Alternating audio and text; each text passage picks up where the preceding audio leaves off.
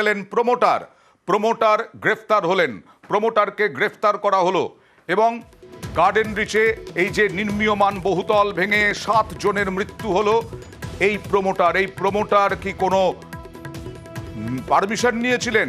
এই প্রমোটার কার মাথায় হাত আছে, কার হাত মাথায় আছে যেই প্রমোটার সাহস পেলেন এরকম বেআইনি নির্মাণ করতে? তাকে সঙ্গে সঙ্গে গার্ডেন রিচের ঘটনায় এই প্রমোটারকে গ্রেফতার করা হলো। মোহাম্মদ ওয়াসি ধৃত প্রমোটার। গার্ডেন রিচের ঘটনায় গ্রেফতার হলেন এই প্রমোটার।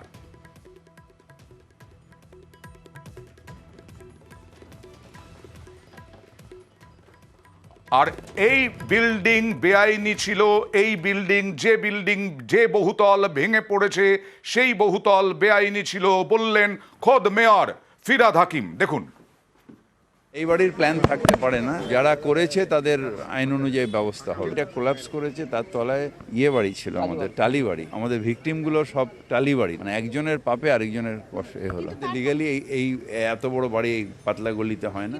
পাতলা গলি মানে 3 ফুটেরও কম রাস্তা, সেই গলিতেই কিভাবে নির্মাণ হলো? পারমিশন ছিল? মেয়র কি বলছেন দেখুন।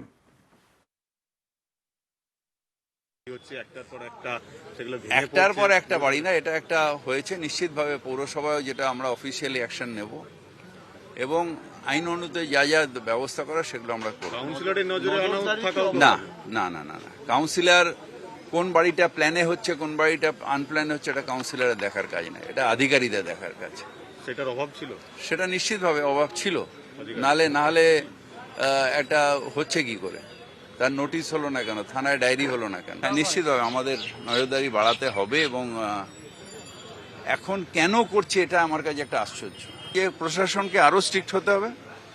যদি ইল্লিগাল বাড়ি হয় সেটা আইন অনুযায়ী ব্যবস্থা নিয়ে সাথে ডেমলিশ করতে হবে।